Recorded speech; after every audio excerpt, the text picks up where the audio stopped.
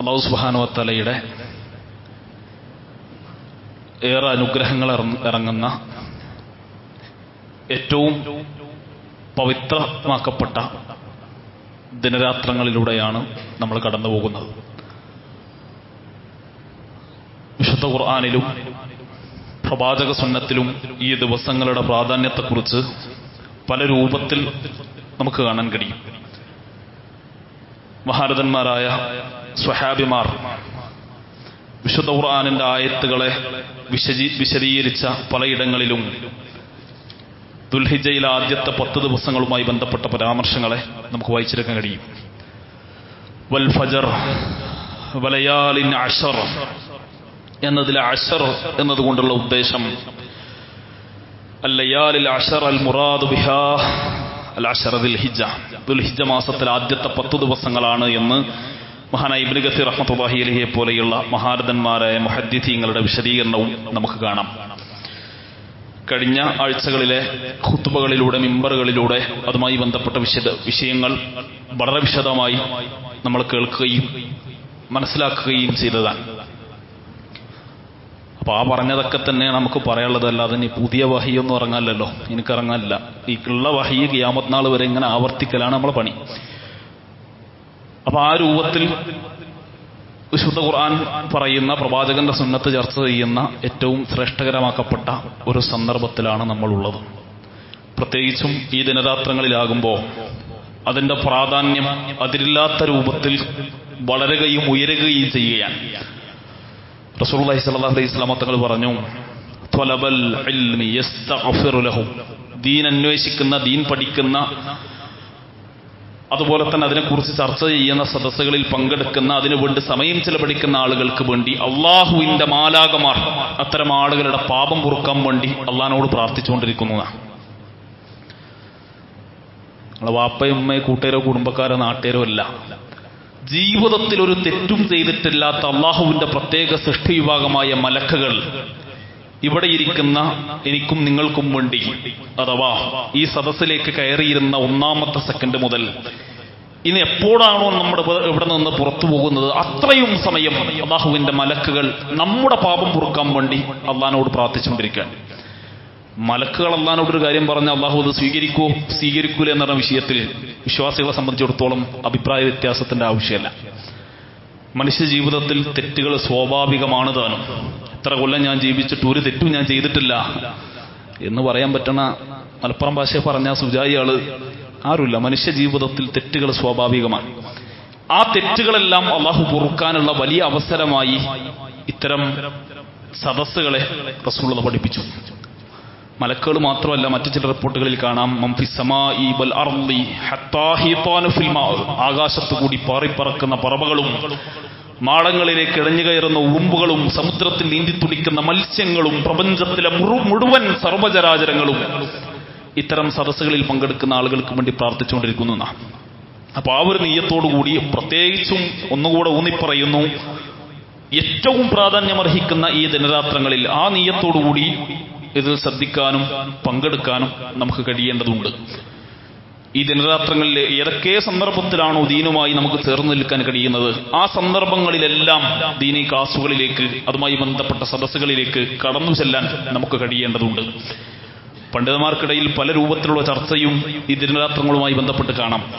റമദാനിലെ അവസാനത്തെ 10 പകലിനേക്കാൾ പ്രാധാന്യം ദുൽഹിജ്ജയിൽ ആദ്യത്തെ 10 ദിവസങ്ങളിലെ ദിനരാത്രങ്ങൾക്കുണ്ട് എന്ന് ആ രൂപത്തിലെല്ലാം വിശദീകരിക്കപ്പെടുന്ന പണ്ഡിതന്മാരെ ഇസ്ലാമിക ലോകത്ത് നമുക്ക് കാണുകയും ചെയ്യാം. അതുകൊണ്ട് തന്നെ എത്രയേറെ ആരാധനാകർമ്മങ്ങൾ നമുക്ക് ചെയ്യാൻ കഴിയുമോ അത്രയേറെ ആരാധനാകർമ്മങ്ങൾ ആവേശത്തോടുകൂടി ഉന്മേഷത്തോടുകൂടി ചെയ്യുവാൻ നമുക്ക് ഓരോരുത്തർക്കും കഴിയേണ്ടതുണ്ട്.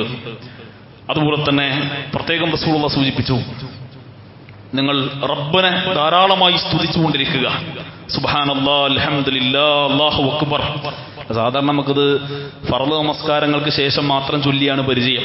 ഇവിടെ മാത്രമല്ല, ഏതു സന്ദർഭത്തിൽ എവിടെയൊക്കെയാണോ നമുക്ക് ചെല്ലാൻ കഴിയുക, ഏത് സന്ദർഭത്തിലൊക്കെയാണോ അധികരിപ്പിക്കാൻ കഴിയുക ആ രൂപത്തിൽ നിങ്ങൾ അധികരിപ്പിക്കൂ എന്ന് റസൂലുള്ളാഹി സ്വല്ലല്ലാഹു അലൈഹി വസല്ലം തങ്ങൾ ഈ ദിനരാത്രങ്ങളുമായി ബന്ധപ്പെട്ട് ഉണർത്തി ഒരുപാട് ദിക്റുകൾ റസൂലുള്ളാഹി പഠിപ്പിച്ചു.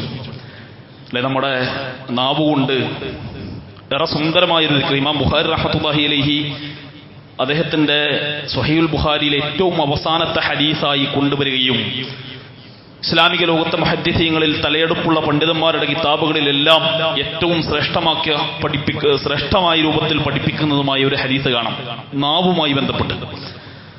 മനുഷ്യന്റെ നാവ് എന്ന് പറയുമ്പോൾ ഏതു സമയത്തും നമ്മുടെ 30, 40, 50 കിലോഗ്രാം ഭാരമുള്ള നമ്മുടെ ശരീരം സ്വർഗത്തിലേക്കാണോ നരകത്തിലേക്കാണോ എന്ന് നിർണയിക്കുന്നതിൽ എല്ലുപോലുമില്ലാത്ത അവയവമായ നാവിന് വലിയ പങ്കുണ്ട് എന്ന് ഹദീസിന്റെ താളുകളിലൂടെ എല്ലാം നമുക്ക് കാണാൻ കഴിയും. പലപ്പോഴും നമ്മൾ ആയുധങ്ങൾ കൊണ്ടുണ്ടാക്കുന്ന മുറിവിനേക്കാൾ കൂടുതൽ നമ്മുടെ വാക്ക് കൊണ്ടുണ്ടാക്കുന്ന പല മുറിവും പല ആളുകളെയും ആഴത്തിൽ അവരെ വേദനിപ്പിക്കും. ആയുധങ്ങൾ കൊണ്ടുണ്ടാക്കുന്ന മുറിവ് ഉണങ്ങാൻ എളുപ്പമാണ്, പക്ഷെ വാക്കുകൊണ്ടുണ്ടാക്കുന്ന മുറിവ് മനുഷ്യരുടെ ഹൃദയങ്ങളിലേക്ക് ആഴത്തിൽ കുത്തിയിറങ്ങും. അപ്പൊ നാവിനെ സൂക്ഷിക്കേണ്ട വിധം സൂക്ഷിക്കണം എന്നൊരുപാട് ആയത്തുകളിലൂടെ ഹദീസുകളിലൂടെ കാണാം. മാത്രമല്ല, നമ്മുടെ വായിൽ നിന്ന് വരുന്ന സംസാരങ്ങളെ, നീചമായ സംസാരങ്ങളെ ഖുർആൻ ഉപമപ്പെടുത്തിയത് മയ്യത്തിന്റെ മാംസം ഭക്ഷിക്കുന്നതിന് തുല്യമായിട്ടാണ്. നിങ്ങൾ ഒരിക്കലും നിങ്ങളുടെ കൂടെയുള്ള സഹജീവികളുടെ രഹസ്യങ്ങൾ ചൂടുന്നന്വേഷിക്കരുത് എന്ന് റസൂൽ പറഞ്ഞു. എന്നിട്ട് അല്ലാഹു സുബ്ഹാനഹു വ തആല പഠിപ്പിച്ചു. എന്നിട്ട് റബ്ബ് പറഞ്ഞത്, അയുഹിബ്ബു അഹദുക്കും അൻ യഅകുല ലഹ്മ അഖീഹി മൈത, തന്റെ മരിച്ചു കിടക്കുന്ന സഹോദരന്റെ പച്ചമാംസം ഭക്ഷിക്കാൻ നിങ്ങൾ ആരെങ്കിലും ഇഷ്ടപ്പെടുന്നുണ്ടോ മനുഷ്യരെ എന്ന ചോദ്യമാണ് റബ്ബ് ചോദിച്ചത്. അപ്പൊ അത്രയേറെ നീചമായ പ്രവർത്തനത്തിലേക്ക് മനുഷ്യന്റെ നാവ് അവനെ കൊണ്ടെത്തിക്കും എന്ന് പരിശുദ്ധ ഇസ്ലാം പഠിപ്പിച്ചു. എന്നാൽ അതേ നാവ് കൊണ്ട് ഒരുപാട് പ്രതിഫലം ഒരു വിശ്വാസിക്ക് വാരിക്കൂട്ടാം എന്നും റസൂലുള്ളാഹി പറഞ്ഞു. ഒരുപാട് ദിക്റുകൾ, അതുപോലെ തന്നെ സ്വലാത്ത് ചൊല്ലിയാൽ, ഒരു തവണ സ്വലാത്ത് ചൊല്ലിയാൽ 10 തവണ സ്വലാത്ത് ചൊല്ലിയ പുണ്യമാണ് എന്ന് റസൂലുള്ളാഹി പറഞ്ഞു. അതുപോലെ തന്നെ ഞാൻ പറഞ്ഞ ഹദീസ് മഹാനായ ബുഖാരി റഹ്മത്തുള്ളാഹി അലൈഹി രേഖപ്പെടുത്തുന്ന പണ്ഡിതന്മാരെല്ലാം ശ്രേഷ്ഠമായി കൊണ്ടുവരപ്പെട്ട ഒരു ഹദീസ്, കലിമത്താനി ഖഫീഫത്താനി അലൽ ലിസാൻ, മനുഷ്യന്റെ നാവിന് ഉച്ചരിക്കാൻ എളുപ്പമുള്ള 2 വാചകങ്ങൾ, വളരെ സിമ്പിളായ ഏതു സമയത്തും നമുക്ക് ചൊല്ലാൻ കഴിയുന്ന 2 വാചകങ്ങൾ. കലിമത്താനി ഖഫീഫത്താനി അലൽ ലിസാൻ സഖീലത്താനി ഫിൽ മീസാൻ, നാളെ പാരത്രിക ലോകത്ത് നമ്മുടെ നന്മയുടെ ത്രാസിൽ കനം തൂങ്ങുന്ന 2 വാചകങ്ങൾ. ഹബീബത്താനി ഇലർ റഹ്മാൻ, പടച്ച റബ്ബിന്, അല്ലാഹുവിന്, റഹ്മാന് ഏറ്റവും ഇഷ്ടമുള്ള 2 വാചകങ്ങൾ. എന്നൊരു വാചകം പറഞ്ഞു, സുബ്ഹാനല്ലാഹി വബിഹംദിഹി സുബ്ഹാനല്ലാഹിൽ അദീം, സുബ്ഹാനല്ലാഹി വബിഹംദിഹി സുബ്ഹാനല്ലാഹിൽ അദീം, സുബ്ഹാനല്ലാഹി വബിഹംദിഹി സുബ്ഹാനല്ലാഹിൽ അദീം. ഇത് ഉരുവിടുന്നതിലൂടെ വലിയ പ്രതിഫലം വിശ്വാസി സമൂഹത്തെ കാത്തിരിക്കുന്നു എന്ന് റസൂലുള്ളാഹി പഠിപ്പിച്ചു. ഇമാം തിർമിദി റഹ്മത്തുള്ളാഹി അലൈഹി റിപ്പോർട്ട് ചെയ്യുന്ന മറ്റൊരു ഹദീസിൽ കാണാം, സുബ്ഹാന റബ്ബിയൽ അദീം ബിഹംദിഹി എന്നതിന് പുറമെ സുബ്ഹാനല്ലാഹി വബിഹംദിഹി എന്നതിന് പുറമെ സുബ്ഹാന റബ്ബിയൽ അദീം ബിഹംദിഹി എന്നൊരു മനുഷ്യൻ പറഞ്ഞാൽ, ഒരു വട്ടം ഉരുവിട്ടാൽ സ്വർഗത്തിൽ അവന് നിറഞ്ഞു നിൽക്കുന്ന ഈന്തപ്പഴത്തിന്റെ ഒരു മരം, ഈന്തപ്പന മരം അല്ലാഹു സുബ്ഹാനഹു വ തആല അവന് വേണ്ടി കരുതി വെക്കുന്ന. സുബ്ഹാനല്ലാഹി വബിഹംദിഹി സുബ്ഹാനല്ലാഹിൽ അദീം, സുബ്ഹാന റബ്ബിയൽ അദീം ബിഹംദിഹി, ഇങ്ങനെയെല്ലാം പ്രാർത്ഥനകൾ ഹദീസിന്റെ താളുകളിൽ കാണാം. അത് ധാരാളമായി ഉരുവിടാൻ നമുക്ക് ഓരോരുത്തർക്കും കഴിയേണ്ടതുണ്ട്. അതുപോലെ തന്നെ മുസ്ലിമീങ്ങളുടെ വിശ്വാസി സമൂഹത്തിന്റെ അടിസ്ഥാന ആധാന പ്രമാണമായി വിശുദ്ധ ഖുർആനെ ചേർത്തു നിർത്തി വിശുദ്ധ ഖുർആൻ ധാരാളമായി ഓതി അതിൽ നിന്നും പ്രതിഫലം വാരിക്കൂട്ടുന്ന വിശ്വാസികളായി മാറാൻ നമുക്ക് ഓരോരുത്തർക്കും കഴിയണം. പരിശുദ്ധ ഖുർആന്റെ പ്രത്യേകത നമുക്കറിയാം. ഒരു ഹറഫ് പാരായണം ചെയ്താൽ 10 പുണ്യമാണ് എന്ന് റസൂലുള്ളാഹി പറഞ്ഞു. അലിഫ് ലാം മീം എന്നൊരു മനുഷ്യൻ പാരായണം ചെയ്താൽ അത് കേവലം ഒരു ഹറഫല്ല, അലിഫുൻ ഹറഫുൻ വലാമുൻ ഹറഫുൻ വമീമുൻ ഹറഫുൻ, ഓരോന്നും ഓരോ ഹറഫാണ്, ഓരോന്നിനും 10 വീതം പുണ്യമുണ്ട് എന്ന് റസൂലുള്ളാഹി സ്വല്ലല്ലാഹു അലൈഹി വസല്ലം തങ്ങൾ പഠിപ്പിച്ചു. അപ്പൊ ഈ സന്ദർഭത്തിൽ പ്രതിഫലങ്ങൾ റബ്ബ് അനുഗ്രഹിക്കപ്പെട്ട ഈ പ്രത്യേകമാക്കപ്പെട്ട ദിനരാത്രങ്ങളിൽ എത്രയേറെ വിശുദ്ധ ഖുർആൻ പാരായണം ചെയ്യാൻ കഴിയുമോ അത്രയേറെ പാരായണം ചെയ്യാൻ നമുക്ക് കഴിയണം. അത് പഠിക്കുന്നതോടൊപ്പം കൂടെയുള്ളവർക്ക് പഠിപ്പിച്ചു കൊടുക്കാൻ നമുക്കാവേണ്ടതുണ്ട്. നമ്മുടെ കയ്യിലുള്ള വിശുദ്ധ ഖുർആൻ അത് ക്രോഡീകരിക്കപ്പെട്ടത് ആരാണ്? ഖുർആൻ ക്രോഡീകരിച്ചത് ആരാ? ഞാൻ അങ്ങനെ റേഡിയോ മാതിരിങ്ങനെ ഇങ്ങനെ സംസാരിക്കുക, ഒരു സമയമാകുമ്പോൾ സൗണ്ട് കുറക്കുക, കൂട്ടുക, ഓഫാക്കി എടുത്തു വെച്ച് പോവുക ആണെങ്കിൽ ഈ സംസാരം കൊണ്ട് വലിയ പ്രസക്തിയൊന്നും ഉണ്ടാവില്ല. അത് നമ്മൾ വന്നപ്പോൾ തന്നെ സുഹൃത്ത് പറയുകയും ചെയ്തു, നിങ്ങൾ മറ്റേ പരിപാടി പോലെ ഇതിനെ കാണേണ്ടതില്ല എന്ന് മുൻകൂർ ജാമ്യം തന്നിട്ടാണ് വിട്ടത്. ഖുർആൻ ക്രോഡീകരിച്ചതാരാ? ഉസ്മാൻ റളിയല്ലാഹു അൻഹു ആണോ? ഖുർആൻ റബ്ബന്നെ ക്രോഡീകരിച്ചിട്ടുണ്ട് അല്ലേ? ഫജംഅഹു വഖുർആന ഫഇദാ ഖറഅനാഹു ഫത്തബിഅ ഖുർആന. ഖുർആൻ റബ്ബന്നെ ക്രോഡീകരിച്ചിട്ടുണ്ട്. വിശുദ്ധ ഖുർആൻ സൂറത്തുൽ ഫാത്തിഹ മുതൽ അവസാനം സൂറത്തുൽ നാസ് വരെ കൃത്യമായതിന്റെ തർത്തീബ് റബ്ബ് തന്നെ ഉണ്ടാക്കിയിട്ടുണ്ട്. റസൂലുള്ളാഹി സ്വല്ലല്ലാഹു അലൈഹി വസല്ലം തങ്ങളുടെ മരണത്തിന് തൊട്ട് മുമ്പുള്ള റമദാനിൽ 2 തവണ ജിബ്രീൽ വന്ന് അത് എക്സാമും നടത്തിയിട്ടുണ്ട്.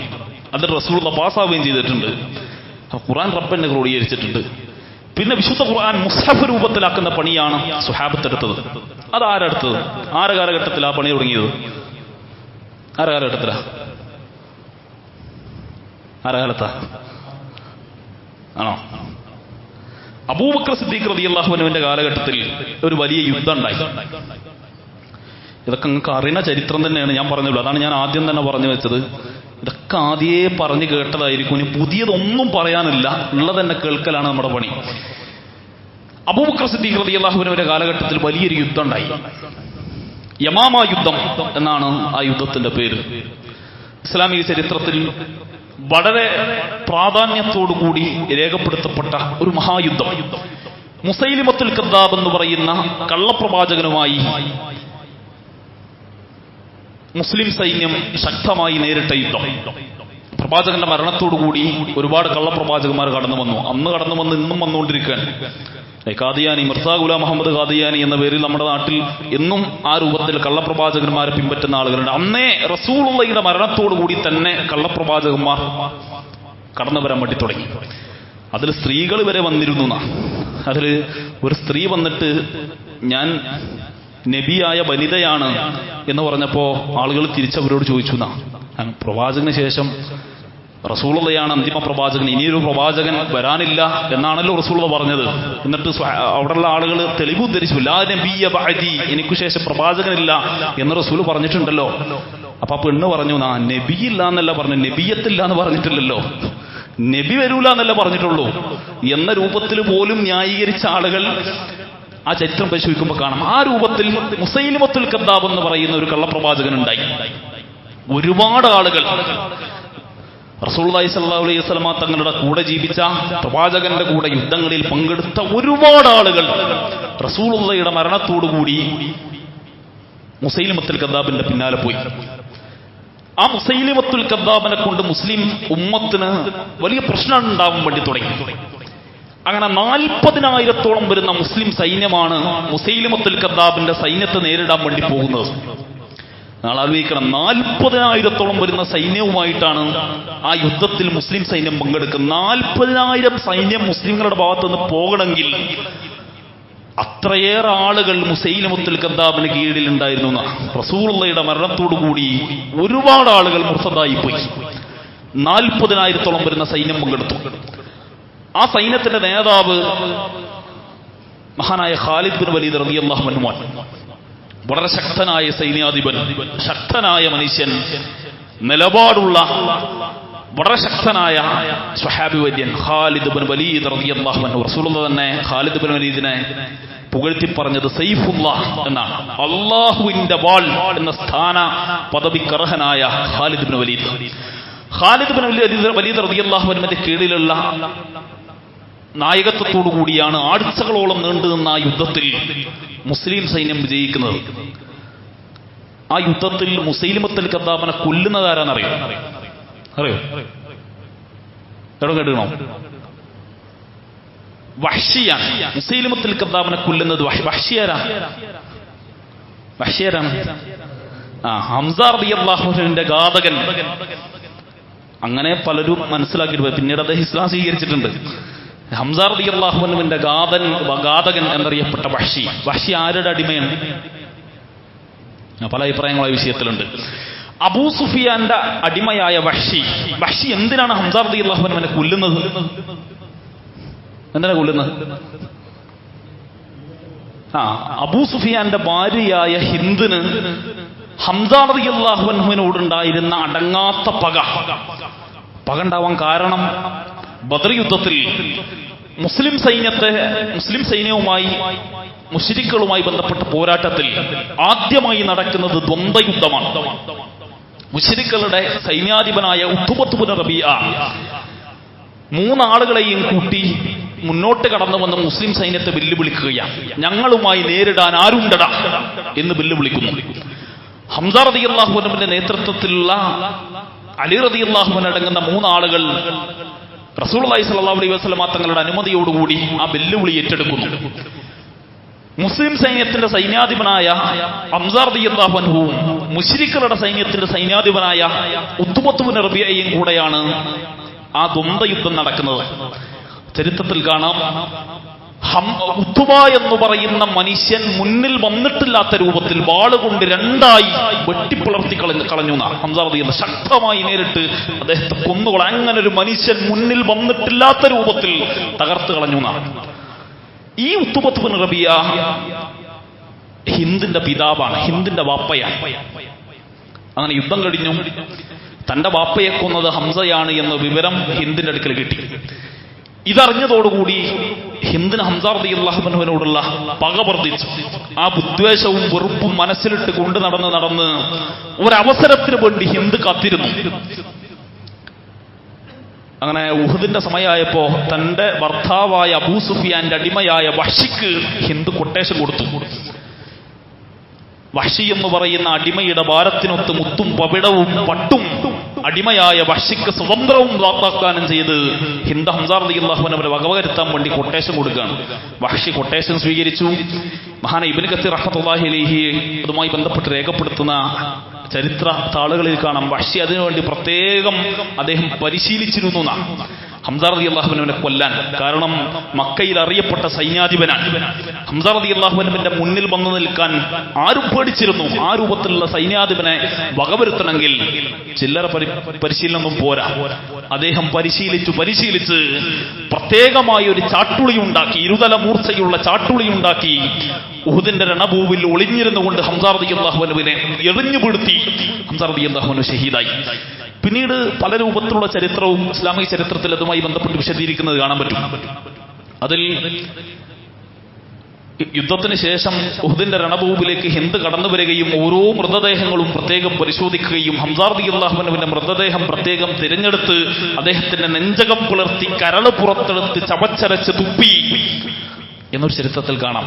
പക്ഷെ ഇതിൽ അഭിപ്രായ വ്യത്യാസമുണ്ട്. ഷിയാക്കൾ ഉണ്ടാക്കിയതാണ് എന്ന് പറയുന്നവരുണ്ട്, ഇനി അതല്ല എന്നും വിശദീകരിക്കുന്ന ആളുകളുണ്ട്. എന്തു ആയിക്കോട്ടെ, ഞാൻ പറഞ്ഞത് ആ വഹ്ഷി, പിന്നീട് ഈ വഹ്ഷിയും ഹിന്ദും അബൂ സുഫിയാനും കൂടെ ഇസ്ലാം സ്വീകരിക്കുന്നുണ്ട്.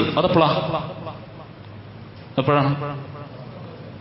മക്കം ഫതഹിന്റെ സമയത്ത് ഇവര് മൂന്നാളുകൂടെ താഴ്മയോടുകൂടി റസൂലുള്ളാഹിയുടെ അടുക്കലേക്ക് വരാൻ ഷഹാദത്ത് ചൊല്ലി. പക്ഷെ വഹ്ഷിയെ കണ്ടപ്പോ റസൂലുള്ള മുഖം തിരിച്ചു. എന്നിട്ട് പ്രവാചകൻ പറഞ്ഞു, വഹ്ഷി, നിന്നെ കാണുമ്പോ എനിക്കെന്റെ ഹംസയെ ഓർമ്മ വരുന്നു എന്ന രൂപത്തിൽ പ്രവാചകന് ഏറെ പ്രയാസം ഉണ്ടായിരുന്നു. പ്രവാചകന്റെ പ്രയാസം കണ്ട് വഹ്ഷി റസൂലുള്ളാഹിയുടെ ജീവിതകാലത്തു തന്നെ നാട് വിട്ടുപോയി എന്നാണ് ചരിത്രം. അങ്ങനെ പ്രവാചകന്റെ കാലം കഴിഞ്ഞു. അബൂബക്കർ സിദ്ദീഖ് റളിയല്ലാഹു അൻഹുവിന്റെ കാലഘട്ടത്തിൽ യമാമ യുദ്ധത്തിന്റെ കാഹളം മുടങ്ങിയതറിഞ്ഞ് താൻ ജീവിച്ചിരുന്ന നാട്ടിൽ നിന്ന് വഹ്ഷി, മുസ്ലിമായ വഹ്ഷി യമാമയുടെ യുദ്ധക്കളത്തിലേക്ക് കടന്നു വരിക. എന്നിട്ട് യുദ്ധത്തിലേക്ക് ഇറങ്ങുന്നതിന് മുമ്പ് വഹ്ഷി പ്രഖ്യാപിക്കുന്ന ചരിത്രപ്രസിദ്ധമായൊരു പ്രഖ്യാപനമുണ്ട്. വഹ്ഷി പറഞ്ഞു, അന്ന് ഹംസ റളിയല്ലാഹു അൻഹുവിനെ കൊല്ലാൻ ഉപയോഗിച്ച അതേ കുന്തം കൊണ്ട് ഇന്ന് ഇസ്ലാമിന്റെ ശത്രുവായ മുസൈലിമത്തുൽ കദ്ദാബിനെ ഞാൻ കൊല്ലും എന്ന് പ്രഖ്യാപിച്ചുകൊണ്ടാണ് വഹ്ഷി അടർക്കളത്തിലേക്ക് ഇറങ്ങുന്നത്. അന്ന് ഹംസയെ കൊല്ലാൻ ഉപയോഗിച്ച അതേ കുന്തം കൊണ്ടാണ്, ചാട്ടുളി കൊണ്ടാണ് വഹ്ഷി യമാമ യുദ്ധത്തിലേക്ക് കടന്നു വരുന്നത്. അങ്ങനെ ആ യുദ്ധത്തിൽ മുസൈലിമത്തുൽ കദ്ദാബ് എന്ന് പറയുന്ന ഇസ്ലാമിന്റെ ശത്രുവായ കള്ളപ്രവാചകനെ കൊലപ്പെടുത്തുന്നതും മഹാനായ സ്വഹാബി വര്യൻ വഹ്ഷിയാണ്. അദ്ദേഹം ചാട്ടുളി എറിഞ്ഞു. മുസൈലിമത്തുൽ കദ്ദാബിന്റെ വയറിന് നേരെ താഴ്ഭാഗത്ത് തുളച്ചു കയറി പുറകിലൂടെ പുറത്തു വന്ന് വളരെ ദാരുണമായിട്ടാണ് മുസൈലിമത്തുൽ കദ്ദാബ് എന്ന് പറയുന്ന കള്ളപ്രവാചകൻ മരണപ്പെടുന്നത്, കൊലപ്പെടുത്തുന്നത്. അപ്പൊ ഞാൻ പറഞ്ഞത്, ഈ യുദ്ധത്തിൽ മുസൈലിമത്തുൽ കദ്ദാബിനെ കൊന്നത് വഹ്ശിയ, ആഴ്ചകളോളം നീണ്ടു നിന്ന യുദ്ധം. അവസാനം ഖാലിദ് ബിൻ വലീദ് റളിയല്ലാഹു അൻഹുവിന്റെ നേതൃത്വത്തിലുള്ള സൈന്യം അതിന്റെ കൂടെ ചേർന്നതോടുകൂടി മുസ്ലിം സൈന്യം വിജയിക്കുന്നു. എന്നാൽ യുദ്ധത്തിന് ശേഷം ഒരുപാട് സ്വഹാബി വര്യന്മാർ മരണപ്പെട്ടുപോയി, ഷഹീദായി. ഹാഫിളീങ്ങളായ ഒരുപാട് സ്വഹാബിമാർ മരണപ്പെട്ടുപോയി. ആ സമയത്ത് ഉമർ ഇബ്നു ഖത്താബ് റളിയല്ലാഹു അൻഹു ആണ് ആദ്യമായി ഈ വിഷയം മുന്നോട്ട് വെക്കുന്നത്. വിശുദ്ധ ഖുർആൻ മുസ്ഹഫ് രൂപത്തിലാക്കണം, മുസ്ഹഫ് രൂപത്തിലാക്കണം, ക്രോഡീകരിക്കണം എന്നല്ല, മുസ്ഹഫ് രൂപത്തിലാക്കണം. അതുവരെ ഒട്ടകത്തിന്റെ തോലിൽ, അതുപോലെ തന്നെ ഈന്തപ്പനയുടെ മട്ടലിൽ, അതുപോലെ തന്നെ പലകയിൽ, കല്ലിലെല്ലാം കുത്തിവെച്ചിരുന്ന വിശുദ്ധ ഖുർആനിന്റെ ആയത്തുകൾ മുസ്ഹഫ് രൂപത്തിലാക്കി ഒരു കിതാബ് രൂപത്തിലാക്കണം എന്ന് ഉമർ ഇബ്നു ഖത്താബ് റളിയല്ലാഹു അൻഹു പറയുന്നു. അബൂബക്കർ റളിയല്ലാഹു അൻഹു ആദ്യതിനെ എതിർത്തു. കാരണം റസൂലുള്ളാഹിയുടെ കാലത്ത് ഇങ്ങനൊരു മുസ്ഹഫ് രൂപത്തിലാക്കുന്ന പണി നടന്നിട്ടില്ല. പക്ഷേ ഉമർ ഇബ്നു ഖത്താബ് റളിയല്ലാഹു അൻഹുവിന്റെ ദീർഘവീക്ഷണം മനസ്സിലാക്കി അബൂബക്കർ റളിയല്ലാഹു അൻഹു ആ ദൗത്യം നിറവേറ്റാൻ വേണ്ടി തീരുമാനിച്ചു. അങ്ങനെ അബൂബക്കർ സിദ്ദീഖ് റളിയല്ലാഹു അൻഹു ഉമർ റളിയല്ലാഹു അൻഹുവും കൂടെ ഒരു സ്വഹാബിയാണ് ഈ പണി ഏൽപ്പിക്കുന്നത്. ആ സ്വഹാബിയാരാ? നമ്മൾ ഇന്ന് ഓതുന്ന മുസ്ഹഫിന്റെ പിന്നിൽ പണിയെടുത്തത് ഒരൊറ്റ സ്വഹാബിയാണ്. നമ്മൾ ഇന്നും ഓതുന്ന ഖത്തുൽ ഉസ്മാനിയ എന്ന പേരിലുള്ള വിശുദ്ധ ഖുർആനിന്റെ ആദ്യത്തെ പേജിൽ തന്നെ ആ സ്വഹാബിന്റെ പേരും കാണാം. ആ സ്വഹാബി ആരാണ്? നമ്മൾ ഇന്നും ഖുർആൻ ഓതുന്ന ആളുകളാണ്, അല്ലേ? ഖത്തമ് മത്സരിച്ച് തീർക്കുന്ന ആളുകളാണ്. ആ രൂപത്തിൽ വിശുദ്ധ ഖുർആൻ മുസ്ഹഫ് രൂപത്തിലാക്കുന്ന പണിയെടുത്തത് ഒരൊറ്റ സ്വഹാബിയാണ്. സെയ്ദ് ഇബ്നു ഹാരിസ് അല്ല, സെയ്ദ് ഇബ്നു സാബിത്ത് റളിയല്ലാഹു അൻഹു ആണ്. സെയ്ദ് ഇബ്നു സാബിത്ത് റളിയല്ലാഹു അൻഹു, സെയ്ദ് റളിയല്ലാഹു അൻഹുവിന്റെ അടുക്കിലേക്ക് ഈ രണ്ടാളുകളും കൂടെ അബൂബക്കർ റളിയല്ലാഹു ഉമർ റളിയല്ലാഹു അൻഹു കടന്നു ചെന്നു.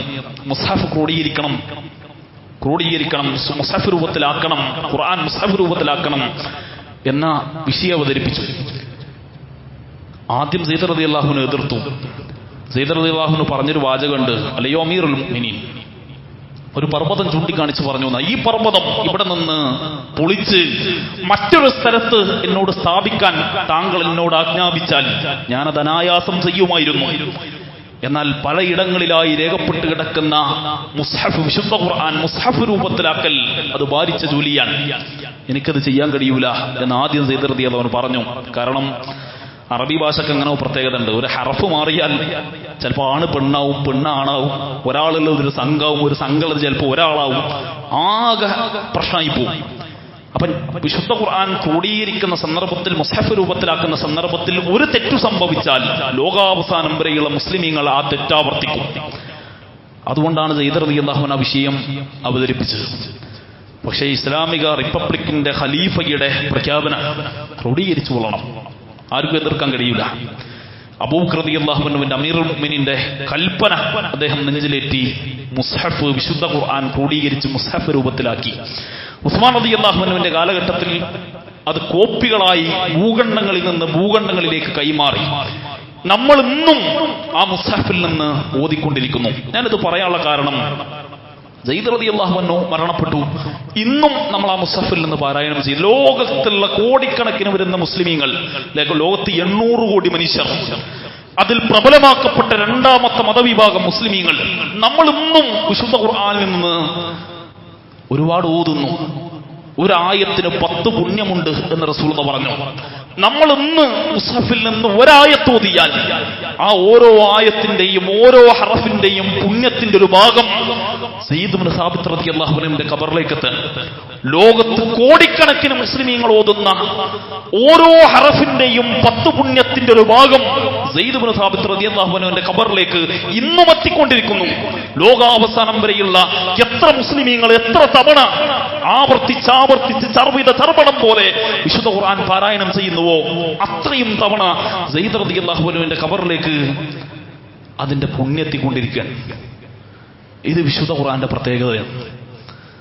അതിനുശേഷം ഒരുപാട് പണ്ഡിതന്മാർ ഈ വിഷയത്തിൽ പണിയെടുത്തു. മഹാനായ അമാനി മൗലവി റഹിമഹുല്ലാ, അലവി മൗലവി റഹിമഹുല്ലാ, മൂസ മൗലവി റഹിമഹുമുല്ലാ, മഹാരഥന്മാരായ പണ്ഡിതന്മാരുടെ പ്രയത്നഫലമായി നമ്മുടെ നാട്ടിൽ തഫ്സീറുൽ അമാനി എന്ന പേരിൽ അമാനി മൗലവി തഫ്സീർ ഇറങ്ങി. വിശുദ്ധ ഖുർആന്റെ പല രൂപത്തിലുള്ള വിശദീകരണങ്ങളും നമ്മുടെ നാടുകളിൽ കാണാൻ കഴിയും.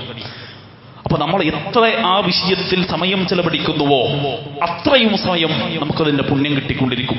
നമ്മൾ പഠിച്ച കാര്യം, നമ്മൾ അറിഞ്ഞ കാര്യം, നമ്മൾ മനസ്സിലാക്കിയ കാര്യം, വിശുദ്ധ ഖുർആനുമായി ബന്ധപ്പെട്ട എന്താണോ അത് മറ്റുള്ളവർക്ക് നമ്മൾ പകർന്നു കൊടുത്താൽ അവൻ എത്ര കാലം അത് ജീവിതത്തിൽ കൊണ്ടു നടക്കുന്നുവോ അത്രയും സമയം നമുക്കതിന്റെ പുണ്യം ലഭിച്ചുകൊണ്ടിരിക്കുകയാണ്. ഇത് വിശുദ്ധ ഖുർആന്റെ പ്രത്യേകതയാണ്. അതുകൊണ്ട് തന്നെ ഈ സുന്ദരമാക്കപ്പെട്ട ദിനരാത്രങ്ങളിൽ അതുമായി ഏറ്റവും കൂടുതൽ ചേർന്നു നിൽക്കാൻ നമുക്ക് ഓരോരുത്തർക്കും കഴിയണം എന്ന് ആത്മാർത്ഥമായി സൂചിപ്പിക്കാനാണ് ഈ ചരിത്രം ഞാനിവിടെ പറഞ്ഞത്.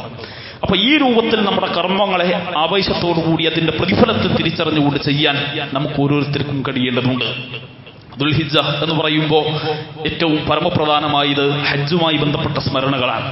ഹജ്ജുമായി ബന്ധപ്പെട്ട സ്മരണ എന്ന് പറയുമ്പോൾ അത് പിറവിയെടുത്തത് മഹാനായ ഇബ്രാഹിം ഖലീലുല്ലാഹി ഇബ്രാഹിം അലൈഹിസ്സലാത്തു വസ്സലാം എന്ന മഹാനായ ഉന്നതനായ പ്രവാചകന്റെ ചരിത്രത്തിൽ നിന്ന് നമുക്ക് പാഠങ്ങൾ ഉൾക്കൊണ്ടുകൊണ്ട് ഇബ്രാഹിം നബി അലൈഹിസ്സലാത്തു വസ്സലാമിന്റെ ജീവിത ചര്യകളെ ജീവിതത്തിൽ ചേർത്തു പിടിച്ചുകൊണ്ട് നമ്മുടെ ജീവിതത്തെ മുന്നോട്ട് കൊണ്ടുപോകാനാണ്. വിശുദ്ധ ഖുർആന്റെ ആയത്തുകളിലൂടെ തന്നെ ഇബ്രാഹിം നബിയുടെ പ്രാധാന്യം എന്താണ് എന്ന് റബ്ബ് നമ്മെ പഠിപ്പിച്ചു. തബിഉ മില്ലത ഇബ്രാഹിം ഹനീഫ. ആ ഇബ്രാഹിം നബിയുടെ മില്ലത്തിൽ, ജീവിതത്തിൽ ആ മില്ലത്തിനെ നിങ്ങൾ പിന്തുടരൂ എന്ന് റസൂലുള്ളാഹി സ്വല്ലല്ലാഹു അലൈഹി വസല്ലമ തങ്ങളോട് പോലും അല്ലാഹു സുബ്ഹാനഹു വ തആല പറഞ്ഞു. ഉസ്വത്തുൻ ഹസന. ഇബ്രാഹിം നബിയുടെ ജീവിതത്തിൽ, അദ്ദേഹത്തിന്റെ കുടുംബത്തിൽ, ഇബ്രാഹിം എന്ന് പറയുന്ന പിതാവിൽ, ഇസ്മായിൽ എന്ന് പറയുന്ന മകനിൽ, ഹാജറ എന്ന് പറയുന്ന ഭാര്യയിൽ എല്ലാം നിങ്ങൾക്ക് ഉത്തമമായ ആ കുടുംബത്തിൽ മുഴുവനും നിങ്ങൾക്കുള്ള മാതൃകയുണ്ട് എന്ന് പരിശുദ്ധ ഇസ്ലാം പഠിപ്പിച്ചു. ആ സ്മരണകളെ ചേർത്തു പിടിക്കാൻ, അതുപോലെ തന്നെ ധാരാളമായി റബ്ബിനെ സ്തുതിക്കാൻ ഈ സന്ദർഭത്തെ നമ്മൾ ഉപയോഗപ്പെടുത്തേണ്ടതുണ്ട്.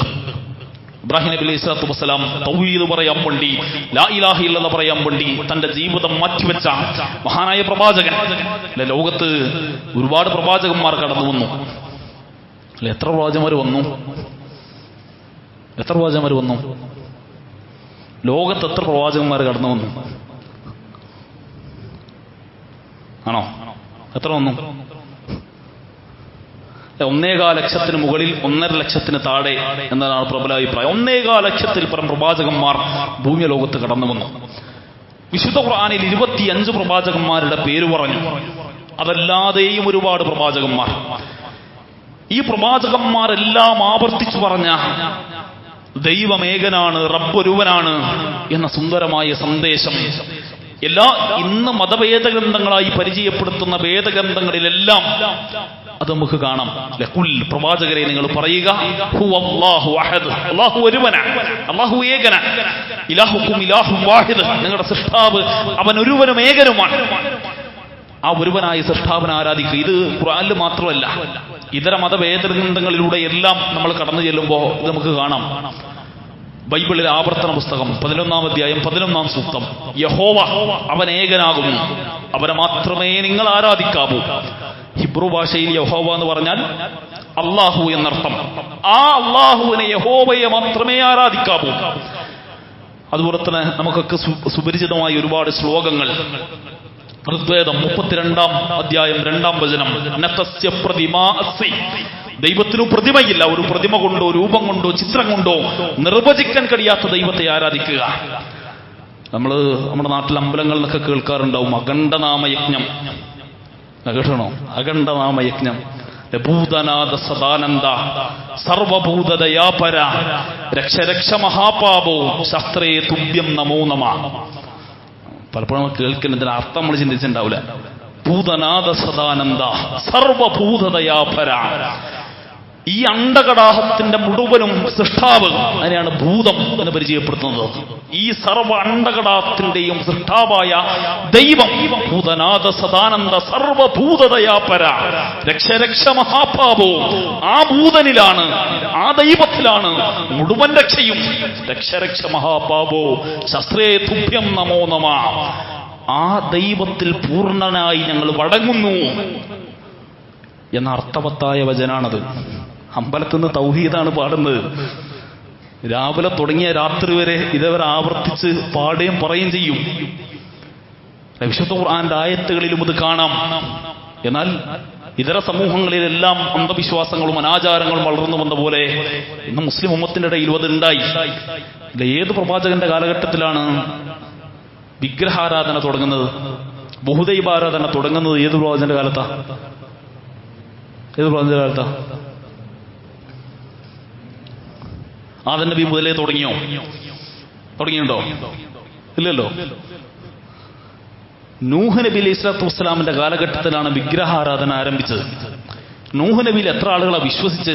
അദ്ദേഹം എത്ര കൊല്ലം പ്രബോധനം നടത്തി? എത്ര കൊല്ലം നടത്തി? 950 വർഷം അദ്ദേഹം പ്രബോധനം നടത്തി. എത്ര ആളുകൾ അദ്ദേഹത്തിൽ വിശ്വസിച്ച്? അറിയോ? 70 ആള്. അതിൽ പ്രബലാഭിപ്രായം 80 എന്നാണ്. പല അഭിപ്രായമുണ്ട്. പ്രബലാഭിപ്രായം 80. 950 വർഷം നൂഹ് നബി പ്രബോധനം നടത്തിയിട്ട് 80 ആളുകൾ മാത്രമാണ് നൂഹ് നബിയിൽ വിശ്വസിച്ചത്. അതുവരെ അല്ലല്ലാത്ത ആരെയും വിളിക്കാത്ത സമൂഹങ്ങൾ ജീവിച്ചു വന്നു. നൂഹ് നബിയുടെ കാലത്തോടുകൂടി വിഗ്രഹാരാധനയും ബഹുദൈവ വിശ്വാസവും സജീവായി. 950 കൊല്ലം അദ്ദേഹം പ്രബോധനം നടത്തി എന്ന് വിശുദ്ധ ഖുർആൻ നമ്മോട് പറയുന്നു. ഓരോ കൊല്ലം ഓരോ ആളെ വെച്ച് കിട്ടിയിരുന്നെങ്കിൽ 950 ആളുണ്ടാകുമായിരുന്നു. അതുപോലും ഉണ്ടായില്ല. 80 ആളുകൾ മാത്രമാണ് നൂഹ് നബി അലൈഹി സ്വലാത്തു വസ്സലാമിൽ വിശ്വസിച്ചത്. ആ രൂപത്തിൽ സമൂഹം ബഹുദൈവ വിശ്വാസത്തിന് അടിമപ്പെട്ടു. അവിടെ മുതൽ തുടങ്ങി എല്ലാ പ്രവാചകന്മാരുടെ ജീവിതങ്ങൾ നമ്മൾ പരിശോധിക്കുമ്പോഴും ഈ ബഹുദൈവ വിശ്വാസം കാണാം. ഇബ്രാഹിം നബി അലൈഹി സ്വലാത്തു വസ്സലാം, ഇബ്രാഹിം നബിയുടെ ജീവിതവും വ്യത്യസ്തമാകുന്നത് അവിടെയാണ്. സ്വന്തം പിതാവിനോട് പോലും മുഖത്ത് നോക്കി ഇബ്രാഹിം നബി അലൈഹി സ്വലാത്തു വസ്സലാം പറഞ്ഞു, നിങ്ങൾ എന്തിനാണ് നിങ്ങളെ ഉപദ്രവിക്കാനോ നിങ്ങളെ സഹായിക്കാനോ നിങ്ങൾക്ക് കാണാനോ കേൾക്കാനോ കഴിയാത്ത യാ അബത്തി നിങ്ങൾ എന്തിനാരാധിക്കണം? ഈ വിഗ്രഹങ്ങളെ എന്തിനാരാധിക്കണമെന്ന് ഇബ്രാഹിം നബി അലൈഹി സ്വലാത്തു വസ്സലാം ചോദിച്ചു. ആ മനുഷ്യരുടെ യുക്തിക്കിണങ്ങുന്ന രൂപത്തിൽ ബുഹൈബാരാധനയുടെ പൊള്ളത്തരം ഇബ്രാഹിം നബി അലൈഹി സ്വലാത്തു വസ്സലാം ആ സമൂഹത്തെ ചൂണ്ടിക്കാണിച്ചു. ഇബ്രാഹിം നബിയുടെ കാലഘട്ടത്തിലും അതിൽ കഴിഞ്ഞ് നമ്മുടെ റസൂലുള്ളാഹി സ്വല്ലല്ലാഹു അലൈഹി വസല്ലം തങ്ങളുടെ അനുയായികളാണ് എന്ന് പറയുന്ന അന്തിമ പ്രവാചകനാണ് മുഹമ്മദ് നബി സ്വല്ലല്ലാഹു അലൈഹി വസല്ലം തങ്ങൾ എന്ന് വിശ്വസിക്കുന്ന ഈ മുസ്ലിം ഉമ്മത്തിൽ പോലും ഒരുപാട് വിഗ്രഹാരാധനക്ക് സമാനമായ ഒരുപാട് പ്രവർത്തനങ്ങൾ നമ്മൾ കണ്ടുകൊണ്ടിരിക്കുകയാണ്. ഒരു സ്ഥലത്ത് നിർത്തിയ വിഗ്രഹമാണെങ്കിൽ ഇവിടെ കിടത്തിയ വിഗ്രഹം എന്ന വ്യത്യാസമേ ഉള്ളൂ. വിഗ്രഹവുമായി മൂഢമായ വിശ്വാസം മനുഷ്യരുടെ ഇടയിലേക്ക് കടന്നു വന്നു. ഒന്നാലോചിച്ചു, ഒരു വിഗ്രഹത്തെ ഒരാൾ ഉണ്ടാക്കുകയാണ്. ഒരു ശില്പി ഉണ്ടാക്കുന്നത് വരെ ആ ശില്പിയാണ് വിഗ്രഹത്തിന്റെ സൃഷ്ടാവ്. ശില്പിയാണ് സൃഷ്ടാവ്. വിഗ്രഹത്തിന്റെ പണി മുഴുവനും 100% കഴിഞ്ഞാൽ ശില്പി അടിമയായി, വിഗ്രഹം സൃഷ്ടാവായി. ഈ രൂപത്തിലേക്ക് മനുഷ്യന്റെ ബുദ്ധിയെ ഒരു രൂപത്തിലും ഒരവസ്ഥയിലും വ്യാഖ്യാനിക്കാൻ കഴിയാത്ത രൂപത്തിലേക്ക്, മൂഢമായ അവസ്ഥയിലേക്ക് മനുഷ്യകുലം മാറിപ്പോയി. ഇബ്രാഹിം നബി അലൈഹി സ്വലാത്തു വസ്സലാം തന്റെ കാലഘട്ടത്തിൽ ആ തൗഹീദുമായി ബന്ധപ്പെട്ട ഉന്നതമായ പ്രഖ്യാപനം വളരെ ശക്തമായി നടത്തി. ഹജ്ജുമായി ബന്ധപ്പെട്ട് ആ പ്രഖ്യാപനമാണ് ഇന്നും നമ്മൾ ഉയർന്നു കേൾക്കുന്നത്. ലബ്ബൈക അല്ലാഹുമ്മ ലബ്ബൈക ലബ്ബൈക ലാ ശരീക ലക ലബ്ബൈക ഇന്നൽ ഹംദ വൻ നിഅമത ലക വൽ മുൽക്ക് ലാ ശരീക ലക. ആ തൗഹീദിന്റെ പ്രഖ്യാപനം അവിടെ അവർ പ്രഖ്യാപിക്കുമ്പോ അതിന്റെ അർത്ഥത്തെയും ആശയത്തെയും പൂർണ്ണമായി നെഞ്ചിലേറ്റി ആ തൗഹീദിന്റെ സുന്ദരമായ വടിയിലൂടെ അവസാനം വരെ നടന്നു നീങ്ങാൻ നമുക്ക് ഓരോരുത്തർക്കും കഴിയും. നമ്മുടെ എല്ലാ അലസതയും മാറ്റിവെച്ച് പലപ്പോഴും നമ്മൾ ഭൗതിക ലോകത്ത് എല്ലാ വിഷയത്തിലും എളുപ്പവഴി സ്വീകരിച്ച് ഇന്ന് ആത്മീയ മേഖലയിലും എളുപ്പവഴി നമ്മൾ കണ്ടുകൊണ്ടിരിക്കുകയാണ്. അങ്ങനെ കുറെ എളുപ്പവഴി കൊണ്ടുവരാൻ വേണ്ടി നോക്കിയ പല ആൾക്കാരെയും ചാനലൊക്കെ അതിന്റെ ആൾക്കാരെ അടച്ചുപൂട്ടിയൊക്കെ ചെയ്തു. എല്ലാ മേഖലയിലും എളുപ്പവഴി സ്വീകരിച്ച് നമ്മുടെ ആത്മീയ മേഖലയിലും. സാധാരണ ഒരു കഥ പറയാറുണ്ട്, ഹജ്ജിന്റെ സീസണാണല്ലോ. സാധാരണ ഈ ഹജ്ജിന്റെ സീസണൊക്കെ ആകുമ്പോൾ നമ്മൾ ട്രാവൽസിന്റെ പരസ്യം കാണും. ആദ്യം ട്രാവൽസിന്റെ പേരുണ്ടാവും, എന്നിട്ട് ട്രാവൽസിന്റെ പ്രത്യേകത ഉണ്ടാവും. ഹറമിനടുത്ത് താമസം, കേരളീയ ഭക്ഷണം, AC റൂം, ഇങ്ങനെ ഒരുപാട് പരസ്യം കാണാം. അങ്ങനെ ഒരിക്കലും ഒരു സഹോദരൻ ഈ പരസ്യം കണ്ടിട്ട് ഹജ്ജിന് പോയി എന്നാ, ഇല്ലാത്ത പൈസ ഒക്കെ ഉണ്ടാക്കി പരസ്യം കണ്ടിട്ട് ഹജ്ജിന് പോയി. അങ്ങനെ ഫ്ലൈറ്റൊക്കെ കയറി മക്കയിലെത്തിയപ്പോൾ ഈ പറഞ്ഞ പരസ്യത്തിലുള്ള സാധനമൊന്നുമില്ല. കേരളീയ ഭക്ഷണമല്ല, ഹർമനടുത്ത് താമസമല്ല, AC റൂമില്ല, എല്ലാം കൊണ്ടും വണ്ടിയും വലിയ അടങ്ങാറുമാണ്. അങ്ങനെ ആയപ്പോ ഈ മനുഷ്യൻ അമീറായി വന്ന മൂല്യരുടെ അടുത്ത് പോയി പരാതി പറഞ്ഞു. മൂല്യരെ നിങ്ങൾ പറഞ്ഞ ഈ സാധനങ്ങളൊന്നും ഇല്ലല്ലോ, എല്ലാം കൊണ്ടും ഇടങ്ങാറാണല്ലോ എന്ന് പരാതി പറഞ്ഞപ്പോ മൂല്യര് എഴുന്നേറ്റ് ഒരു പ്രസംഗം നടത്തിയ മൂല്യര് പറഞ്ഞു, ഹജ്ജെന്ന് പറഞ്ഞാൽ അത് ത്യാഗത്തിന്റെ സ്മരണയാണ്. ഇബ്രാഹിം നബി ഇസ്മായിൽ നബിയൊക്കെ ഒരുപാട് ത്യാഗം ചെയ്തിട്ടാണ് ഹജ്ജ് ചെയ്തത്. അപ്പൊ നമ്മൾ ഒരുപാട് ത്യാഗം ചെയ്യണം, അപ്പോഴേ ഹജ്ജ് ഹജ്ജാവുള്ളൂ എന്ന് പറഞ്ഞ മൂപ്പര് ആയത്തു ഹദീസൊക്കെ ഉദ്ധരിച്ച് പ്രസംഗം നടത്തി. പ്രസംഗം കഴിഞ്ഞ് മൂല്യര് ഇരുന്നപ്പോ പരാതി പറഞ്ഞ മനുഷ്യൻ വീണ്ടും മൂല്യരെടുത്ത് വന്ന് ചെവിയിൽ പറഞ്ഞു പോലും, മൂല്യർ നിങ്ങൾ പറഞ്ഞൊക്കെ ശരി തന്നെയാണ്, പക്ഷെ റസൂലും സ്വഹാബത്തും 8 ലക്ഷം കൊടുത്തല്ല ഹജ്ജിന് വന്നത്. ഞങ്ങൾ ഈ പൈസ മുഴുവനും ചെലവാക്കി ഈ പരിപാടിക്ക് വന്നത് ഇത് പെട്ടെന്ന് തീർത്ത് തടി സലാമത്താക്കാനാണ്.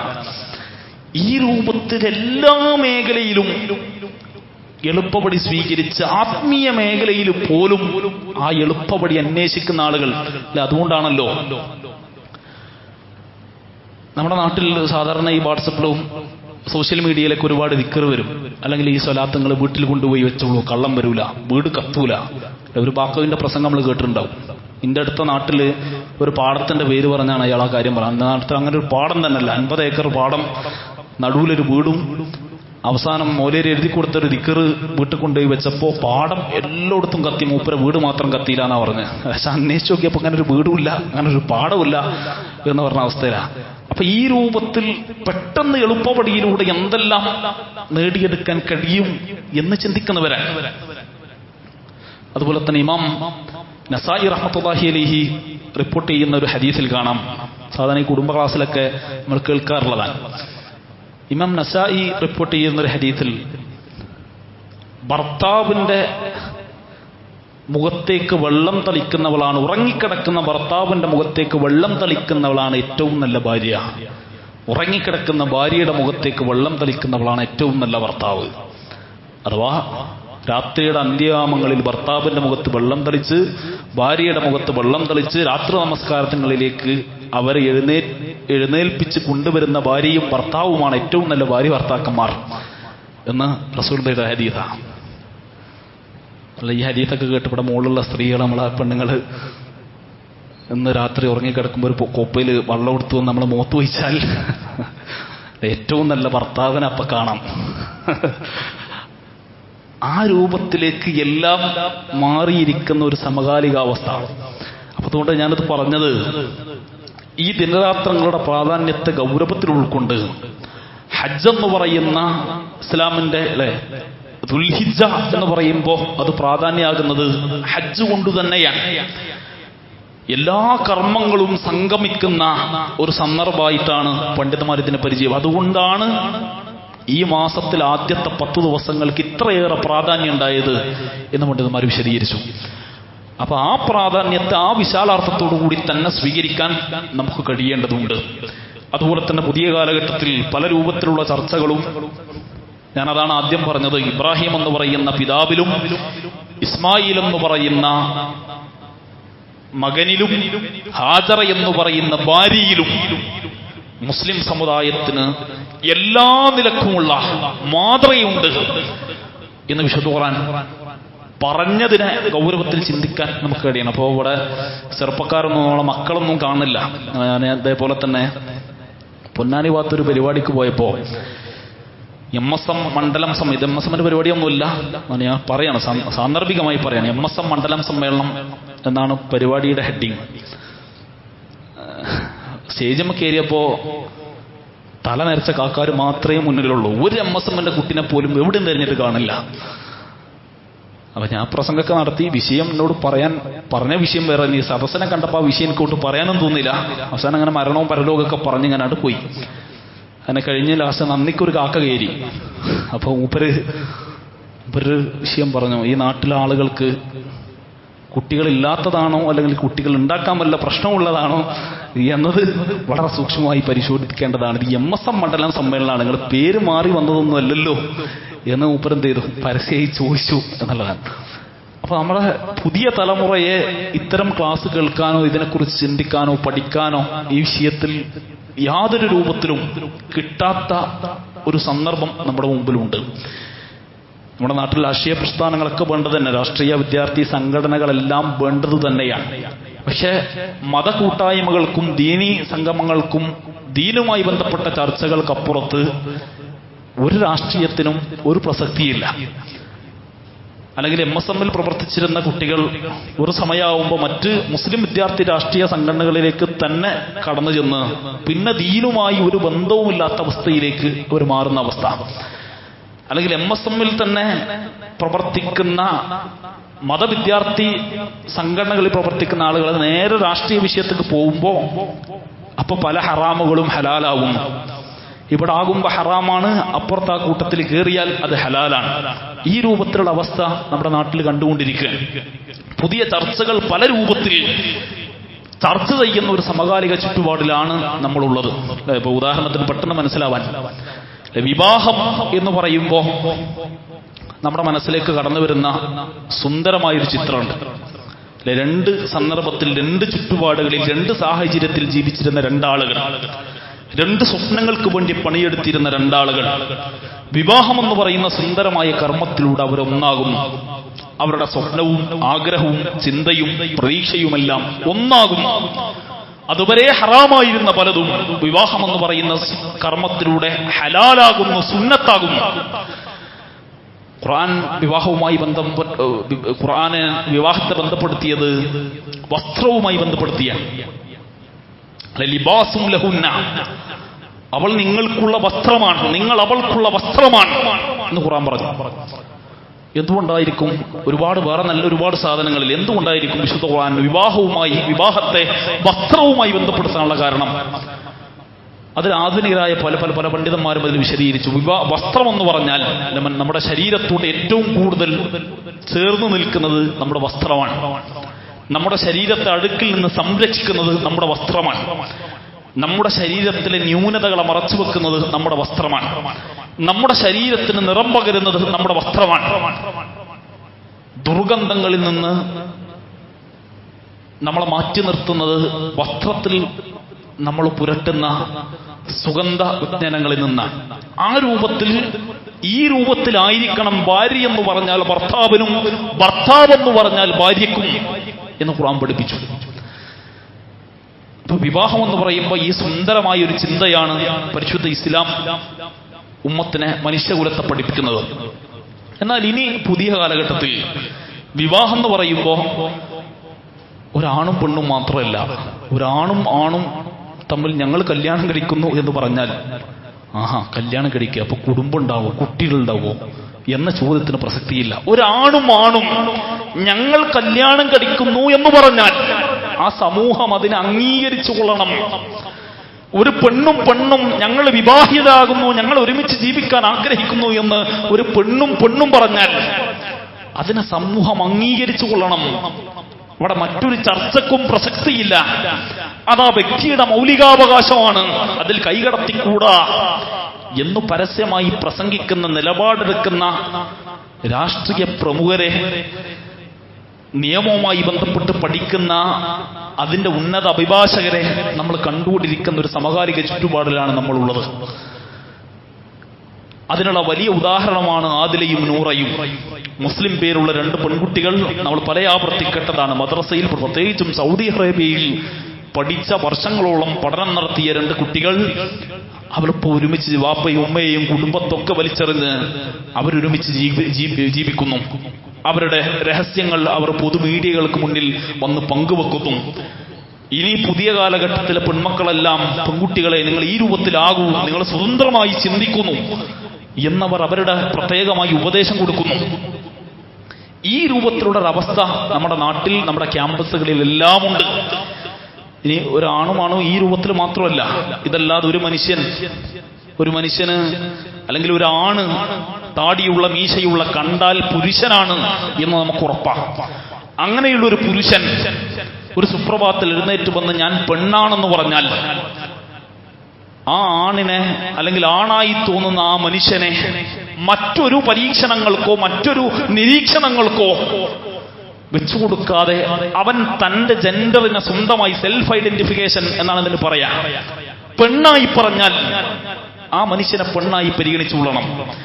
ഒരു പെണ്ണ് ആണാണെന്ന് പരിചയപ്പെടുത്തിയാൽ അതിനാണായി പരിഗണിച്ചു കൊള്ളണം. ഇതിന്റെയൊക്കെ ഒരു പ്രശ്നം ഇങ്ങനെ പറഞ്ഞാൽ ചിലപ്പോൾ നിങ്ങൾക്ക് മനസ്സിലാവില്ല. നമ്മളെ മക്കൾ പഠിക്കുന്ന ക്ലാസ്സിൽ അതുവരെ രണ്ടായിരുന്നിരുന്ന ആൺകുട്ടികളും പെൺകുട്ടികളും ഒരു സുപ്രഭാതത്തിൽ ഒരു ആൺകുട്ടി വന്ന് അവൻ പെണ്ണാണെന്ന് പറഞ്ഞാൽ പുതിയ കാലഘട്ടത്തിലെ നിയമമനുസരിച്ച്, പ്രത്യേകിച്ചും നമ്മുടെ പുതിയ വിദ്യാഭ്യാസ കരടു രേഖയനുസരിച്ച് അങ്ങനെ ഒരു കുട്ടി കടന്നു വന്ന് സെൽഫ് ഐഡന്റിഫിക്കേഷൻ നടത്തിയാൽ, അവന് വേറെ എന്തൊക്കെ ഉണ്ടെന്ന് പറഞ്ഞിട്ടും കാര്യമില്ല, സെൽഫ് ഐഡന്റിഫിക്കേഷൻ നടത്തിയാൽ ആ ആൺകുട്ടിയെ പെണ്ണായി പരിഗണിച്ചു കൊള്ളണം. അതുവരെ അവന്റെ കൂടെയിരുന്ന മറ്റു കുട്ടികളും അവനെ പഠിപ്പിച്ച അധ്യാപകന്മാരും ആ സ്കൂളിന്റെ മാനേജ്മെന്റുമെല്ലാം ആ ആൺകുട്ടിയെ പെണ്ണായി പരിഗണിച്ച് അവന് പെൺകുട്ടികളുടെ കൂടെ ഇരിക്കണം എന്ന് പറഞ്ഞാൽ ഇരുത്തിക്കൊള്ളണം. അല്ലെ, പുതിയ വിദ്യാഭ്യാസ കരട് രേഖയിൽ ഒരു സ്കൂളിൽ ഇനി ആൺകുട്ടികൾക്ക് വേറെ പെൺകുട്ടികൾക്ക് വേറെ എന്ന ബാത്റൂം ടോയ്ലറ്റ് സംവിധാനം വേണ്ട. അത് ലിംഗനീതിക്കെതിരാണ്, ലിംഗസമത്വത്തിനെതിരാണ്. എല്ലാം ഒന്നു മതി എന്ന് പറയുന്ന അവസ്ഥയിലേക്ക് മാറി. ഏറ്റവും അടുത്ത് അതുമായി ബന്ധപ്പെട്ട പ്രഖ്യാപനം വന്നു, ഇനി സാർ ടീച്ചർ എന്ന വിളി പാടില്ല, അത് ലിംഗസമത്വത്തിനും ലിംഗനീതിക്കുമെതിരാണ് എന്ന് പരസ്യമായി പ്രഖ്യാപിക്കുന്ന, അതിനെ നവോത്ഥാനമായി ചൂണ്ടിക്കാണിക്കുന്ന ഒരു പുതിയ വിഭാഗം. ഇനി ഒരു മനുഷ്യന് മൃഗമായിട്ട് തോന്നുക, ഒരു മനുഷ്യന് നാൽക്കാലിയായി തോന്നുക, ഒരു മനുഷ്യന് ചെന്നായി ആയി തോന്നുക, ഒരു മനുഷ്യന് പട്ടിയായി തോന്നുക. ചിലപ്പോൾ ഇങ്ങനെ പറയുമ്പോൾ തോന്നുക, നല്ല തള്ളാണല്ലോ മൗലവി, ഇങ്ങനൊക്കെ ഉണ്ടാവോ എന്ന് നിങ്ങൾ ചിന്തിച്ചേക്കാം. എന്നാൽ ഒരു മനുഷ്യന് നായിയായി തോന്നിയാൽ, ഒരു മനുഷ്യന് നാൽക്കാലിയായി തോന്നിയാൽ അതിനെ ബോആന്ത്രോപ്പി എന്നാ പറയാം. ഇങ്ങനെ ഓരോന്നിനും വിളിക്കുന്ന സാങ്കേതിക പദങ്ങൾ ഇന്ന് ആധുനിക ശാസ്ത്രത്തിൽ അവൈലബിൾ ആണ്. ഈ രൂപത്തിലുള്ള ഒരു സമകാലിക ചുറ്റുപാട് നമ്മുടെ മക്കൾ ക്യാമ്പസ്, ഇപ്പോ സ്കൂൾ തുറന്ന സമയമാണ്, ക്യാമ്പസുകളിലേക്ക്, യൂണിവേഴ്സിറ്റി ക്യാമ്പസുകളിലേക്ക്, അവരുടെ സ്കൂളിലേക്ക് കടന്നു ചെല്ലുമ്പോ നവാഗതർക്ക് സ്വാഗതം എന്ന പേരിൽ ഒരാണും പെണ്ണും ബന്ധപ്പെട്ട് നിൽക്കുന്ന ചിത്രം പരസ്യമായി ചുവരിൽ വരച്ചു വെച്ച്, ഇതിമ നോക്കി ഇളിക്കണ്ട, നീ ഇങ്ങനെയാണ് ഉണ്ടായത് എന്ന് അതിനടിക്കുറിപ്പ് നൽകുന്ന രാഷ്ട്രീയ വിദ്യാർത്ഥി സംഘടനകൾ ജീവിക്കുന്ന സമകാലിക അന്തരീക്ഷത്തിലേക്കാണ് നമ്മുടെ മക്കൾ കടന്നു ചെല്ലുന്നത്, കാലെടുത്ത് വെക്കുന്നത്. ഇതിനർത്ഥം സ്കൂളിൽ പോകണ്ടെന്നോ, അതുപോലെ തന്നെ യൂണിവേഴ്സിറ്റിയിൽ പോകണ്ടെന്നോ, ആധുനിക വിദ്യാഭ്യാസം നേടണ്ട എന്നൊന്നും ഇതിനർത്ഥമല്ല. ഈ രൂപത്തിലുള്ള പല ചർച്ചകളും നമ്മുടെ ക്യാമ്പസുകളിൽ നടക്കുന്നു. ആ രൂപത്തിലുള്ള അധാർമികതകളിൽ നിന്ന്, അതുപോലെ തന്നെ ഈ രൂപത്തിലുള്ള നീചപ്രവർത്തനങ്ങളിൽ നിന്ന്, തോന്നിവാസങ്ങളിൽ നിന്ന് അവിടെ പഠിച്ചുകൊണ്ട് തന്നെ അതിൽ നിന്നെല്ലാം മാറി സഞ്ചരിക്കണമെങ്കിൽ ഈ ദീനിയായ ക്ലാസുകൾ കേൾക്കലും അറിയലും ഈ വിഷയങ്ങളെക്കുറിച്ച് നമ്മളെക്കാൾ കൂടുതൽ നമ്മളെ മക്കൾ പഠിക്കലും ഈ കാലഘട്ടത്തിൽ ഏറെ അനിവാര്യമാണ്. അതുകൊണ്ടാണ് വിശുദ്ധ ഖുർആനിലൂടെ അല്ലാഹു സുബ്ഹാനഹു വ തആല പറഞ്ഞത്, മറ്റേതു പഠനങ്ങളെക്കാളും കൂടുതൽ ഇന്നമാ യഖ്ഷല്ലാഹ മിൻ ഇബാദിഹിൽ ഉലമാ, മനുഷ്യരെ നിങ്ങളുടെ കൂട്ടത്തിൽ ബോധമുള്ളവരെന്നാൽ, ബുദ്ധിയുള്ളവരെന്നാൽ, ചിന്തിക്കുന്നവരെന്നാൽ, ആലോചിക്കുന്നവരെന്നാൽ യഖ്ഷല്ലാഹ്, അവർ അല്ലാഹുവിനെ ഭയപ്പെടുന്നവരാണ്. അൽ ഉലമാ, അവർ മതത്തിൽ അവഗാഹമുള്ളവരാണ്, ഖുർആൻ പഠിച്ചവരാണ്, സുന്നത്ത് പഠിച്ചവരാണ്, അല്ലാഹുവിനെ പേടിയുള്ളവരാണ്. നിങ്ങളുടെ കൂട്ടത്തിൽ ബോധമുള്ളവർ, ബുദ്ധിയുള്ളവർ എന്ന് വിശുദ്ധ ഖുർആൻ പഠിപ്പിക്കാൻ. അപ്പൊ ആ തിരിച്ചറിവ്, അറിവിനപ്പുറത്തുള്ള ആ തിരിച്ചറിവ് നെഞ്ചോട് ചേർത്തു പിടിച്ച് റസൂൽ പറഞ്ഞല്ലോ, അവസാന കാലഘട്ടമാകുമ്പോ എന്റെ സുന്നത്തിനെ മുറുകെ പിടിക്കുക എന്ന് പറയുന്നത് ഒരു പച്ചയായ മനുഷ്യന്റെ കൈപിള്ളയിൽ ഒരു തീക്കനലിട്ട് വെച്ച് അതിനെ ഒരു മനുഷ്യൻ അമർത്തിപ്പിടിക്കുമ്പോ ഒരു മനുഷ്യൻ അത് എത്രത്തോളം അലോസരപ്പെടുത്തുന്നുവോ ആ രൂപത്തിൽ അവസാന കാലഘട്ടത്തിൽ എന്റെ സുന്നത്തിനെ ചേർത്തുപിടിക്കൽ ഒരു മുസ്ലിമിനെ സംബന്ധിച്ചിടത്തോളം അത്രയേറെ പ്രയാസമായിരിക്കും എന്ന് റസൂലുള്ളാഹി സ്വല്ലല്ലാഹു അലൈഹി വസല്ലം തങ്ങൾ പറഞ്ഞെങ്കിൽ, ആ ഒരു കാലഘട്ടത്തിനെ കുറിച്ചുള്ള, ആ ഒരു സന്ദർഭത്തെക്കുറിച്ചുള്ള ചിന്തകൾ നമ്മുടെ മനസ്സിലുണ്ടാകണം. വിശുദ്ധ ഖുർആൻ എന്ന് പറയുന്ന, പ്രവാചക സുന്നത്ത് എന്ന് പറയുന്ന ഇസ്ലാമിന്റെ സുന്ദരമായ മൂല്യങ്ങൾ നെഞ്ചിലേറ്റിയ കാരണത്താൽ ജീവിതത്തിൽ വലിയ മാറ്റമുണ്ടായ അനേകം ആളുകളുടെ ചരിത്രങ്ങൾ ഇസ്ലാമിക ചരിത്ര ഗ്രന്ഥങ്ങളിലൂടെ വിശാലമായി നമുക്ക് വായിച്ചെടുക്കാൻ കഴിയും. ഒരുപാട് ആളുകൾ വ്യക്തിപരമായി, അതുപോലെ തന്നെ ഗോത്രങ്ങളിലായി, സമൂഹങ്ങളിലായി തന്നെ മാറിയ അനേകം ആളുകൾ. മഹാനായ ഫുളൈൽ ഇബ്നു ഇയാദ് തമീമി എന്ന് പറയുന്ന ഒരു മനുഷ്യന്റെ ചരിത്ര ഗ്രന്ഥങ്ങളിലെല്ലാം സജീവമായി കാണാം. ഫുളൈൽ ഇബ്നു ഇയാദ് തമീമി തമീം ഗോത്രത്തിൽ ജീവിച്ച് താന്തോന്നിയായി, തെമ്മാടിയായി, വടിക്കൊള്ളക്കാരനായി ജീവിച്ച മനുഷ്യൻ ഇന്ന് ഓടുന്ന ബസ്സിലെ പീഡനത്തിന്റെ കഥയാണ് നമുക്ക് ഓർക്കാനുള്ളതെങ്കിൽ, അല്ലെങ്കിൽ ഒരു സിദ്ധന്റെ വാക്ക് കേട്ട് സ്വന്തം സഹപാഠിയെ കപട പ്രണയം നടിച്ച് വിഷം കൊടുത്ത് കൊന്ന ബിരുദധാരിയായ പെൺകുട്ടികളുടെ കഥയാണ് ഇന്ന് നമുക്ക് സ്മരിക്കാനുള്ളതെങ്കിൽ, അന്ന് ഫുദൈൽ ഇബ്നു ഇയാദ് തമീമി എന്ന് പറയുന്ന ഒരു മനുഷ്യൻ ദിവസവും വ്യഭിചരിച്ച് ഒരു ദിവസം ഫുദൈലിന് പ്രേമം തോന്നുന്നത് ഒരു വൃദ്ധയായ മാതാവിനോടാണ്. വിശുദ്ധ ഖുർആൻ പാരായണം ചെയ്തുകൊണ്ടിരിക്കുന്ന വൃദ്ധയായ മാതാവിന്റെ അടുക്കിലേക്ക് കാമാവേശത്തോടെ മോശമായ കണ്ണുമായി ആ ഉമ്മയെ കടന്നു പിടിക്കാൻ ചെല്ലുന്ന ഫുദൈൽ ഇബ്നു ഇയാദ് തമീമി എന്ന് പറയുന്ന മൃഗത്തെ മനുഷ്യനാക്കി മാറ്റിയത് വിശുദ്ധ ഖുർആൻ സൂറത്തുൽ ഹദീദിലെ 16-ാമത്തെ ഒരായത്തിന്റെ ശകലമാണെന്ന് മഹാരഥന്മാരായ പണ്ഡിതന്മാർ രേഖപ്പെടുത്തി. ആ ഉമ്മയെ കടന്നു പിടിക്കാൻ ചെല്ലുന്ന ഫുദൈൽ ആ ഉമ്മയിൽ നിന്ന് കേൾക്കുന്നത് അലം യഅ്നി ലില്ലദീന ആമനു അൻ തഖ്ശഅ ഖുലൂബഹും ലിദിക്രില്ലാഹ് അലം യഅ്നി ലില്ലദീന ആമനു അൻ തഖ്ശഅ ഖുലൂബഹും ലിദിക്രില്ലാഹ്. അല്ലാഹുവിനെ കുറിച്ച് ഓർത്ത്, പടച്ച റബ്ബിനെ കുറിച്ച് ആലോചിച്ച് നിങ്ങൾ വിനയാന്വിതരാകുന്നില്ലയോ, നിങ്ങൾ കീഴ്പ്പെടുന്നില്ലയോ എന്ന ഏറെ അർത്ഥഗർഭമുള്ള ആ ഒരു ആയത്തിന്റെ ശകലം കേട്ടുകൊണ്ടാണ് ഫുദൈൽ മാറിയത്. ഇബ്നു കസീർ അദ്ദേഹത്തിന്റെ അൽബിദായത്ത് വന്നിഹായ പോലെയുള്ള ചരിത്ര ഗ്രന്ഥങ്ങളിലെല്ലാം ഈ വിഷയം വിശദീകരിക്കുന്നത് കാണാം.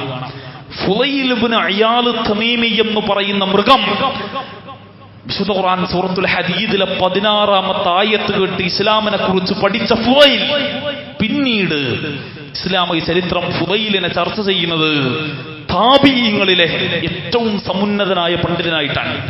ഫുദൈൽ ഇബ്നു ഇയാദ് തമീമി റഹിമഹുല്ലാഹ് മഹാനായ പണ്ഡിതനായി ഫുദൈൽ മാറി. ഇസ്ലാമിക വിഷയങ്ങളിൽ കിതാബുൽ ഫറായിദുമായി ബന്ധപ്പെട്ട അഥവാ അനന്തരാവകാശ നിയമത്തിൽ വളരെ വലിയ സങ്കീർണത കാണാം. റസൂൽ തന്നെ പറഞ്ഞു, നിങ്ങൾ കിതാബുൽ ഫറായിദ് പഠിച്ചാൽ ഇസ്ലാം പകുതി പഠിച്ചവനെ പോലെയാണ്. വളരെ സങ്കീർണമായ വിഷയമാണ്.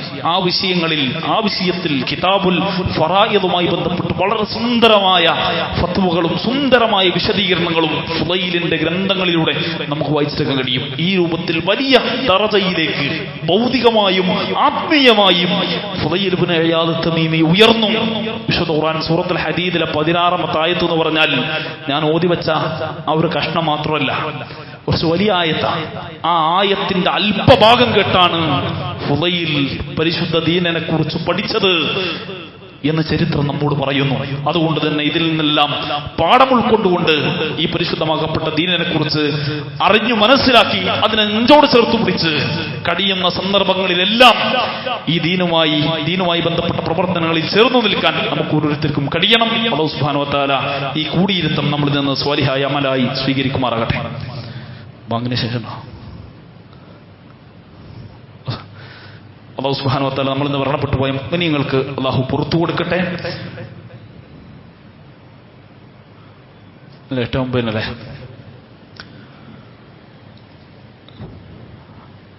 ഈ ഒരു സന്ദർഭത്തിൽ നമ്മൾ ചെയ്യുന്ന കർമ്മങ്ങളെല്ലാം, നമ്മുടെ ജീവിതത്തിൽ നമ്മൾ ചെയ്യുന്ന കർമ്മങ്ങളെല്ലാം റബ്ബ് സുബ്ഹാനഹു വ തആല നമ്മളിൽ നിന്ന് സ്വാലിഹായ അമലായി സ്വീകരിക്കുമാറാകട്ടെ. വൽഹംദുലില്ലാഹി റബ്ബിൽ ആലമീൻ.